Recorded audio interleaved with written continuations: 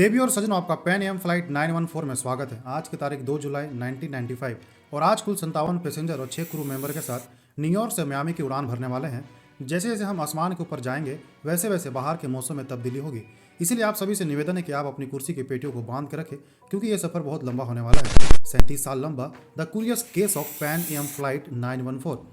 कैसा लगता है आपको अगर आप रांची से दिल्ली जाने वाली फ्लाइट में बैठे और आपका पायलट ये कहे कि ये सफ़र 2 या 3 घंटे नहीं बल्कि 37 साल लंबा सफ़र हो? कुछ ऐसा ही हुआ है 2 जुलाई 1955 को। पैन एम फ्लाइट 914 कुल 57 पैसेंजर के साथ न्यूयॉर्क से मियामी तक की उड़ान भरते हैं। पहले 2-2.5 घंटे तक सब कुछ सामान्य रहता है, लेकिन जैसे ये प्लेन मियामी में लैंड करने वाली थी और तुरंत ये प्लेन गायब हो गई। मानो ऐसा हो गया था कि फ्लाइट 914 कभी एग्जिस्ट ही नहीं करता। आखिर 37 सालों तक ये फ्लाइट थी कहाँ? इसका जवाब किसी के पास नहीं था। इनफैक्ट इस फ्लाइट को ढूंढने के लिए समुद्र की भी तलाशी ली गई, लेकिन पैन एम फ्लाइट 914 कहानी और साजिश में इस तरह डूब गई थी कि इससे निकलकर उसका सच जानना बिल्कुल इम्पॉसिबल सा हो गया था। हम इंसानों को कहानियां सुनना और नरेट करना बहुत ज़्यादा पसंद है, लेकिन क्या होगा अगर आप इस चक्कर में हम रियलिटी से दूर हो जाएं? इस सवाल का जवाब हम बाद में खोजेंगे। पहले आइए जानते हैं कि फ्लाइट 914 के साथ वास्तव में क्या हुआ था। जब यह फ्लाइट अपने डेस्टिनेशन पर नहीं पहुंची तब वहां के कंट्रोल रूम ने इस फ्लाइट को अपने रडार में लोकेट करने की कोशिश की, लेकिन दुर्भाग्य से they could not find it.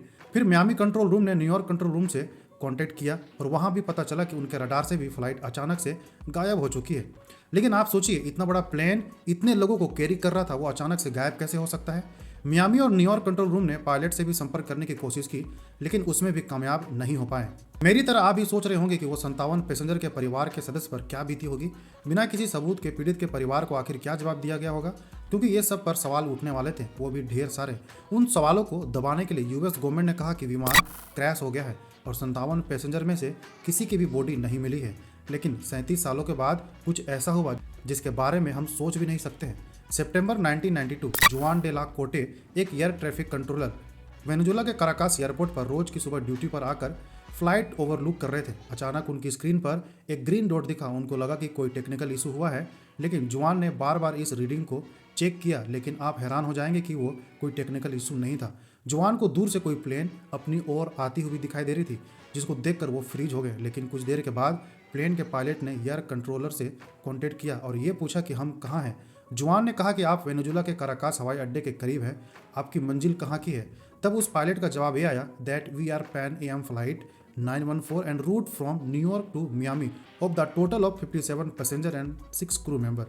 ये जवाब सुनने के बाद जितना आप शॉक्ड हुए उतना मैं भी हूँ, क्योंकि जुआन को ये नहीं पता था कि रिटर्न में जो वो सुनने वाला है वो सुन के उसके होश उड़ने वाले हैं। फिर फ्लाइट के पायलट ने कहा कि 2 जुलाई 1955 को सुबह 9:55 में मियामी में उतरना था। ये सुनकर पूरा कंट्रोल रूम हैरान हो गया और सबको यही लगा कि पायलट कुछ भी कहे जा रहा है, लेकिन 57 पैसेंजर और 6 क्रू मेंबर की जान बचाना बेहद जरूरी है। लेकिन जुआन से रहा नहीं गया और ये पूछ लिया कि do you know that this is September 1992। ये कहने के बाद सामने से कोई रिप्लाई नहीं आया, लेकिन कुछ देर के बाद फ्लाइट के पायलट ने कहा, what exactly are you talking about. ये सुनने के बाद जुआन शॉक्ड में था, लेकिन अब जुआन को श्योर हो गया था कि इस प्लेन की लैंडिंग सेफ करानी पड़ेगी। ग्राउंड यूनिट उस एयरक्राफ्ट के नज़दीक पहुंचते ही पायलट ने घबराहट वाली आवाज़ में कहा, that no don't come close to us because we are living, और उस प्लेन को शुरू करके टेक ऑफ कर लिया। जुआन ने रेडियो पर चिल्ला चिल्लाकर पायलट से कहा कि वो उस प्लेन को तुरंत रोक दे और प्लेन की लैंडिंग करा दे, लेकिन पायलट ने कुछ भी नहीं कहा। धीरे धीरे जैसे 37 साल पहले यह प्लेन गायब हो गया था, वैसे जुआन के नज़रों के सामने से गायब हो रहा था।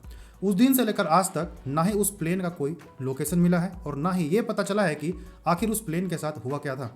अगर मैं कहूँ कि यह कहानी सिर्फ सुनने में अच्छा लगता है, हकीकत में बिल्कुल भी ऐसा नहीं हुआ था। We connect to story on a emotional level, लेकिन कभी कभी किसी की भी कहानी को इंटरेस्टिंग बनाने के लिए इलॉजिकल से भी इलॉजिकल चीज़ों को हम सच मान लेते हैं। पैन एम फ्लाइट 914 के साथ भी कुछ ऐसा ही हुआ। सुनने में तो यह कहानी बहुत ज़्यादा इंटरेस्टिंग लगती है, मगर समय बढ़ते गई और आखिर में ये पता चला कि यह पूरी कहानी फेक है। बहुत से लोगों का ये कहना है कि फ्लाइट वर्म होल से गई थी और ये बेस्ट एग्जाम्पल है टाइम ट्रेवल का। लेकिन आपको क्या लगता है, फ्लाइट नंबर 914 का असली सच क्या है? क्या सच में वे टाइम ट्रेवल थे? कमेंट में जरूर बताइएगा और आपका कमेंट का हमेशा मुझे इंतजार रहता है। And do not forget to like and subscribe to my channel. Thank you.